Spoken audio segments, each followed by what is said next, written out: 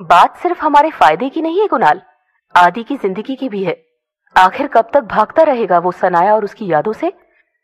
कब तक भागता रहेगा वो उससे जुड़ी चीजों से और लोगों से?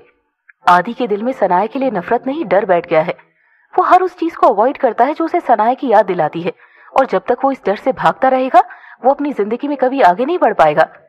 किसी भी डर को दिल से निकालने का सबसे अच्छा तरीका यही है, उसका सामना करके उसे हमेशा के लिए खत्म कर दिया जाए। आदि को भी यही करना होगा, और इन सब में हमें उसका साथ देना होगा। पर आरू, कुणाल ने कहा तो आरूही उसे रोकते हुए बोली, कोई परवाह नहीं कुणाल, ये ट्रिप हमने आदि के लिए प्लान की थी ताकि वो सारी पुरानी बातें भूलकर जिंदगी को नए सिरे से शुरू कर पाए, और वो तब तक नई शुरुआत नहीं कर पाएगा जब तक उसके दिल से ये डर नहीं जाएगा। आरूही सही कह रही है, जब तक उसे पुरानी बातों से फर्क पड़ता रहेगा वो कभी आगे नहीं बढ़ पाएगा। वैसे भी अब तक आदि को तो समझ में आ ही चुका होगा कि ऋषि उसे क्यों सनाया से दूर करना चाहता था, तो मुझे लगता है कि उसे अब उससे कोई प्रॉब्लम नहीं होगी।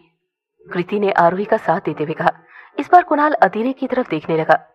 मुझे लगता है कि आरोही और कृति दी दोनों ही सही कह रही हैं, हमें आदि भैया को मनाना ही होगा।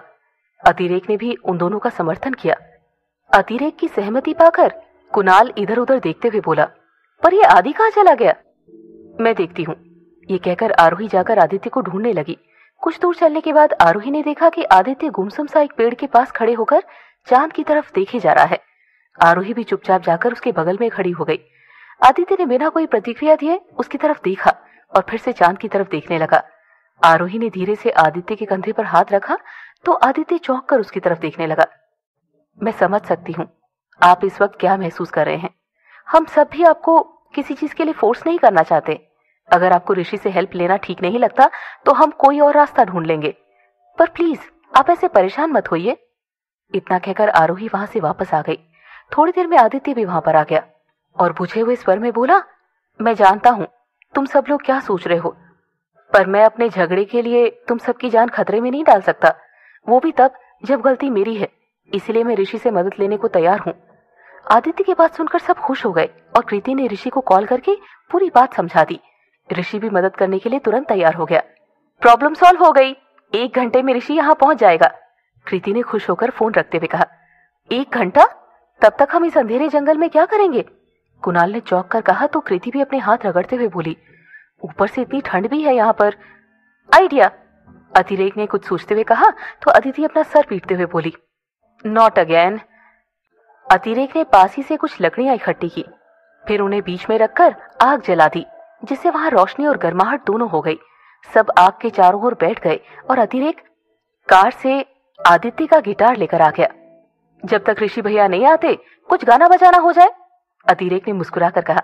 अतिरेक का आइडिया सुनकर सब खुश हो गए और कुणाल आदित्य की तरफ देखते हुए बोला, ग्रेट आइडिया, और शुरुआत आदि से होगी क्योंकि वो बहुत अच्छा गाता है। लीजिए भैया और शुरू हो जाइए। अतिरेक ने आदित्य की तरफ गिटार बढ़ाते हुए कहा, नहीं यार प्लीज तुम सभी गाओ, मेरा मूड नहीं है।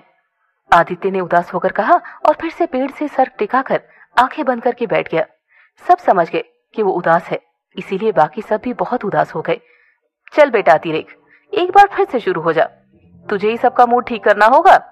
ये सोचकर अतिरेक मुस्कुराते हुए बोला, कोई बात नहीं, मैं ही शुरू करता हूँ, वैसे भी मैं इतना बेसुरा तो नहीं हूँ।